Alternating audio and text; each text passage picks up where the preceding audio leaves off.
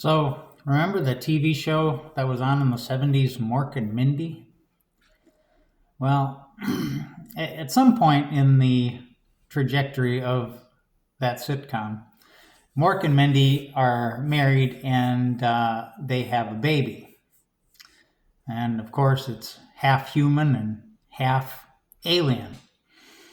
And it's good fodder for comedic material because the birthing of babies is different on the planet where Mork's from.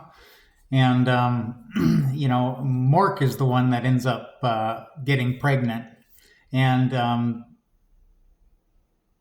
laying an egg. And there's this huge egg in their apartment, this life-size, egg that's bigger than both of them. Because when a baby is born, on the planet where Mork is from, the aging process is reversed, and so the egg cracks, and this old man gets out of the egg, and and the old man is played by comedian Jonathan Winters, and it's hilarious stuff. But there's the part of the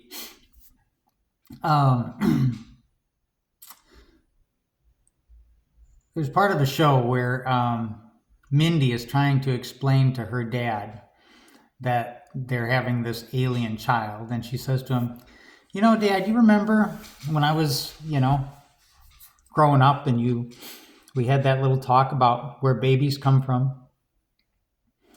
And he says, well, yes. And she says, well, you were wrong.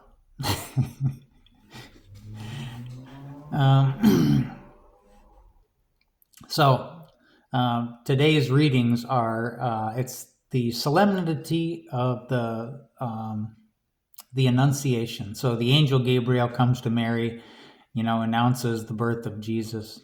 It sounds like a Christmas reading, but it's March, and the reason is very simple. It's because it's 9 months from Christmas. And so this is when the Annunciation would happen. Jesus is conceived, and his birth is announced by the angel. But it's 9 months between now and Christmas when when he's born. But I can imagine Mary having a very similar conversation with her parents, that Mindy had with her dad. Remember when we had that conversation about where babies come from? Well, you were wrong.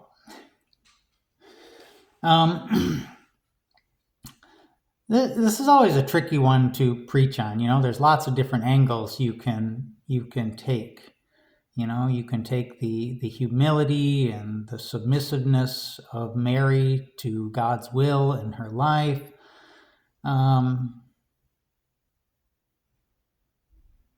But I think at the heart of the matter is, it's the heart of the Christian faith, which is it's the incarnation, God becoming human.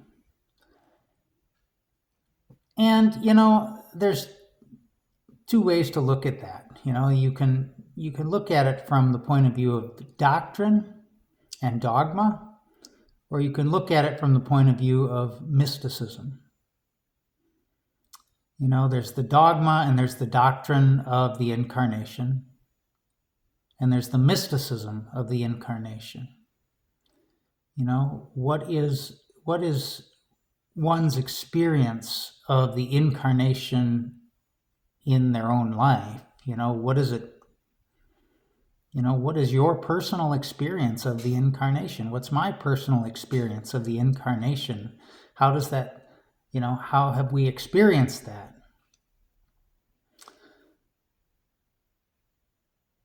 And that's a little bit harder to preach. And the doctrine and the dogma stuff, quite frankly, doesn't capture my imagination anymore. It's like I know the party line. I know, all the theological reasons why Jesus was born into the world, and all that kind of stuff. And And that's just structure. That's the cocoon. The real substance of the matter is the mysticism. The real personal encounter with what the incarnation means for me.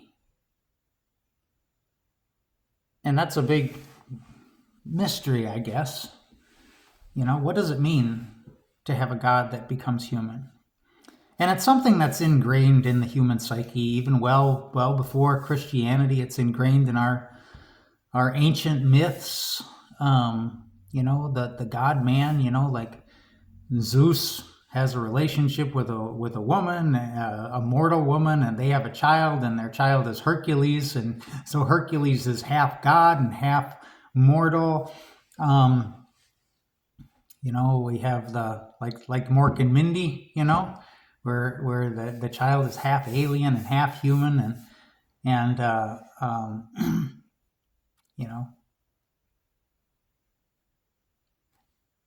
think of Spock from Star Trek. Spock is half Vulcan, half human.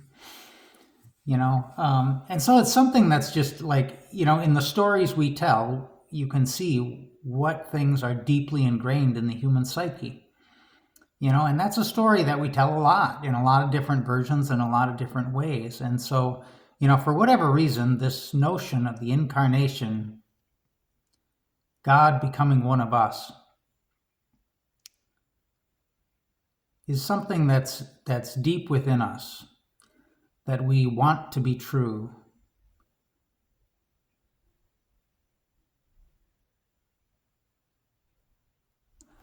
Maybe it's because God is so hard to relate to,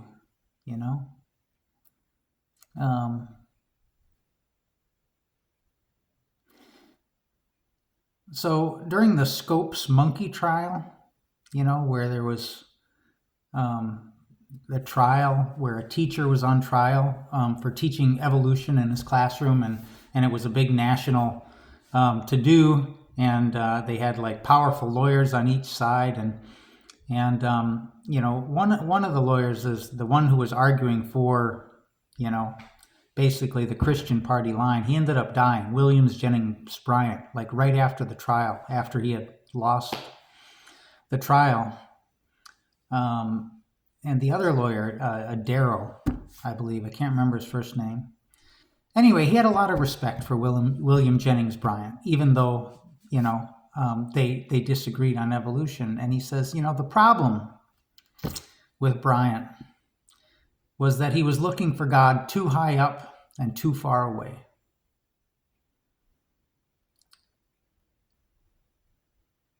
And for me, the incarnation is the opposite of that.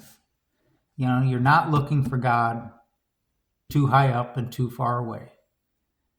You're looking for God here and now, in the presence of the people that you interact with on a daily basis. There's a great quote from Bonhoeffer that I liked. He says, the incarnation, in the incarnation, the whole human race recovers the dignity of the image of God.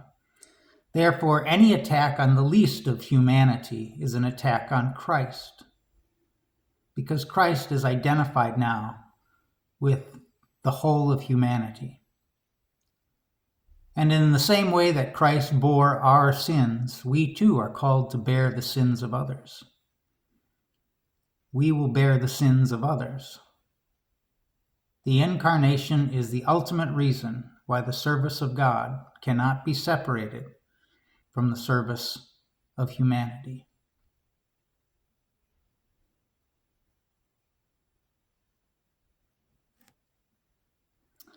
And so,